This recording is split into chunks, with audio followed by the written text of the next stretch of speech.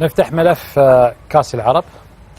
وقبل كل شيء، قبل ما نتكلم عن النهائي، في سبق ان دار حوار في المجلس عن بطولة العرب، وهناك من كان يتكلم عن عرب آسيا وعرب أفريقيا. طبعا هذه نوعا ما أثارت حفيظة البعض، ومن ضمنهم من يقول لك هذه بطولة العرب، لا تقعدوا تسمونها عرب أفريقيا ولا عرب آسيا. طبعا في النهاية كل رأي وله احترامه، يحترم الرأي في النهاية، رأي صواب يحتمل الخطأ، ورأي غير الخطأ يحتمل الصواب. ولكن هناك من اللاعبين والنجوم في كأس العرب، لاعب منتخب المغرب عبد الرزاق حمد الله، له ظهر له فيديو في القنوات المغربية يعقب على هذه التسمية. تعقيب على هذا الكلمة حق عرب آسيا ولا عرب، هذا اللي يقولها مهبول. لا حتى مش جدال جماهيري، يعني شفتها حتى في برامج. احنا كنا عرب، احنا كنا إخوة، وكرة القدم تجمعنا ما تفرقنا.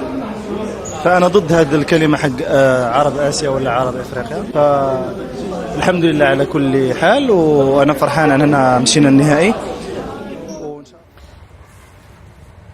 ليش قصدك التعليق يقصد؟ لا تعلق، انا اعطيك الصوره، المخرج ما اعطيك، ايش دخلني؟ يمكن المخرج يعرف انك انت يعني انا لا شوف يا جماعه، راي يحترم.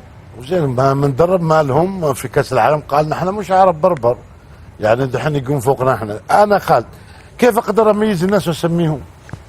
مثلا قلنا عرب، زين سالني مين عرب؟ لا يلا لا بالله قول شمال افريقيا. لا هم من شمال افريقيا. اوكي مثلا هل انا قبل المسميات ولا انت ولا المجلس؟ انت اللي بلشت فيها. لا ما بلشت، انا ما بلشت. أوكي. شوف انتوا والاعلام بشكل عام يضربني مع الجمهور، يغير كلامي، المقطع ما يحطونه كامل ويجزء الكلام.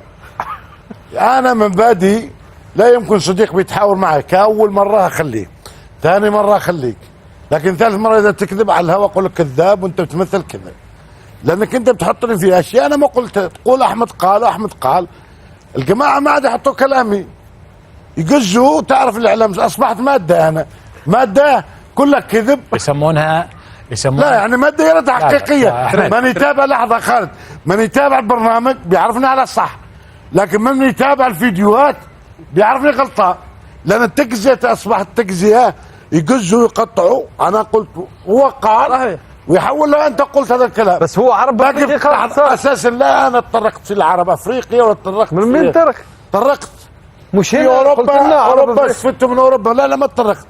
وقال تكلم وانت تكلمت وانت تكلمت والثاني تكلم، انتوا حطيتوه علي زي احمد الرواس.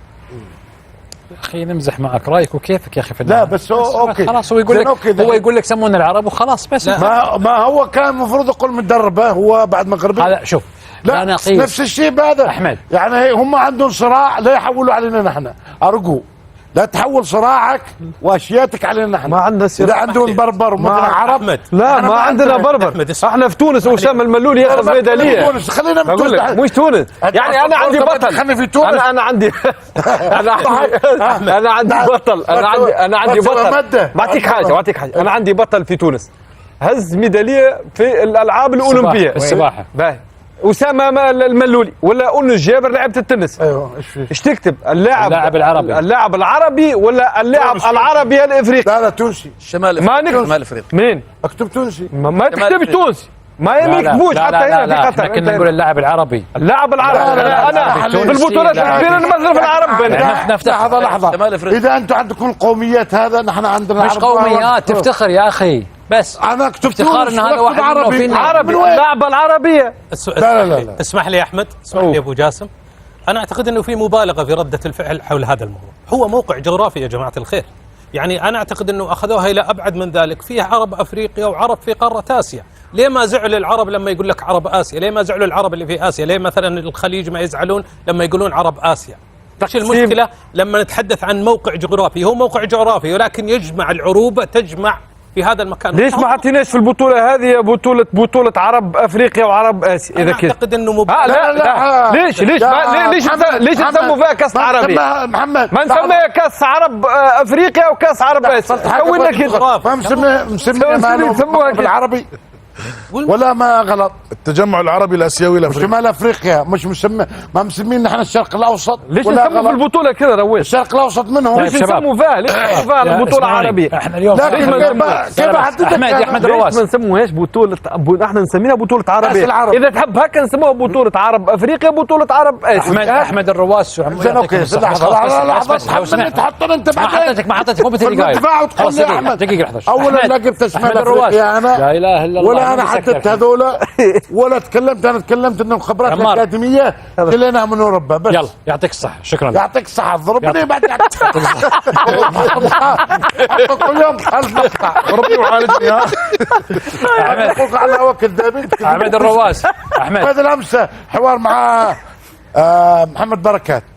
انا قلت محمد صلاح اسطوره في ليفربول، لكن عشان نعطيه اسطوره في مصر لازم يحقق بطوله. قلبوا الحوار، شفت الحوار خلوه كله كامل. وسالم الدوسري وعمري ما قلت اسطوره، ولا مره قلت عن سالم في حياتي اسطوره، ما تكلمت عنه للعب. وحط لي سالم الدوسري.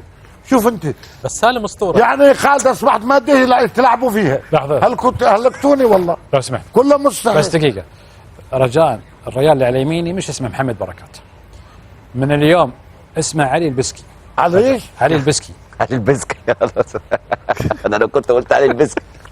كان لو قلتها. على فكره عايز اقول لك على حاجه ها. عشان نقفل اول القصه. شيء نقول لخليل مبروك، طبعا يستاهل. طبعا خليل يستاهل، واحنا كنا عارفين ان هو هيكسب من الاول. علي البسكي ده وقت ما ده حاجه على جنب يعني. بس انا حملك انت المسؤوليه. انا اقترحت عليك اقتراح لو كان تم بص 16 13 قريبه، لو كان تم والراجل ده نشأة اقرب قاعد جنبي في سؤالين على اسيا كان هيجاوبهم على طول كده، كانت النتيجه هتتغير وتروح في حتة خلصت. تانية. لازم اطلع لك مبررات. لا بس دقيقة، أول شيء تتكلم موظف في قناة الكاس، وثاني بالمسؤولين هناك عبد الله ما عرف يوعي سليت ما دخلني. أنا ناقل للموضوع، يعني هم رفضوا اقتراحك يا علي البسكي، كان جبتها دي. بس اتبسطنا والله. والله العظيم اتبسطنا وقعدنا وهزرنا وحلينا معقولة ما تعرف علي البسكي؟ يا اخي انا عارف ان هو الهداف ده، انا قلت له ليبي بس الاسم سبحان الله تاه من دماغي خالص. خلاص راح قال لك حتى اعطني الاسم الاول، الاسم الاول يا اخي، الاول علي. قمت قايل له هاشم. طيب اليوم يزن عماد نجم المنتخب الاردني اجرى عمليه جراحه ناجحه في سبيتار. يا رب تكلل بالنجاح التام ان شاء الله، ونحتفل بيزن عماد وعودته الى الملاعب ان شاء الله في اقرب وقت باذن الله تعالى. على يزن الان ان يشد حيله ويجتهد، واحنا عارفين ان هذه الفتره فتره صعبه مش بس في حياه يزن، في اي انسان يسوي عمليه في الركبه عمليه التاهيل. عموما الف سلامه عليك يا يزن.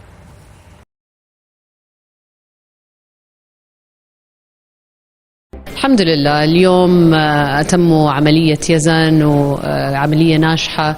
بعدين يزن هو كتلة من الإيجابية، فالحمد لله نحب نطمن الجماهير أموره تمام. اليوم إجا كابتن جمال وزملائه اطمنوا عليه، وإن شاء الله بكرة كلهم رح يلعبوا للكأس وسلامة يزن وشفائه وعودته السريعة على الملاعب بإذن الله. مايد فائدة العملية في سبيتار وممكن يرجع سرعة إجراءها. أنا أكلمك الآن ما تأخرنا. أنا حقيقة خالد أعرف مجموعة عاملين في السبيتار ماخذين يعني اهتمام كبير للكابتن نزار عشان يتأهل بسرعة لكأس العالم. نعم. يزن عماد عملية اللي سمعتها عملية ناجحة، والآن يحتاج إلى هو أيضا منه تعاون في العلاج الطبيعي، لأن مرحلة العلاج الطبيعي من أهم المراحل، وواضح أن يزن أيضا مهتم وأكيد بيتعاون معهم يعني أعتقد هو الآن يعني أيضا من المحظوظين أن إصابته صارت في الدوحة، سبيتار قريب وأحسن سبيتار على مستوى العالم في الإصابات الرياضية. سبيتار بيتم تأهيله على أحسن ما يرام إن شاء الله. على فكره يا خالد النهارده لما خلصنا التحدي انا وخليل رحنا سبيتار وكنا نفسنا ان احنا نطمن عليه بعد العمليه، ولكن يعني ما شاء الله كان عنده كميه ناس يعني معاه، ولاعيبه المنتخب الاردني والاداريين وجماهير، ان شاء الله كان ناس كتير قوي. حتى انا وخليل ما عرفناش ان احنا نطلع يعني من كتر الزحمه. طبعا يعني بنقول له الحمد لله على السلامه، وان شاء الله يرجع احسن من الاول باذن الله الله. يكتب اجركم انكم رحتوا وسعيتوا انكم توصلوا له، والله يشفي ان شاء الله ما يشوف شر يزن.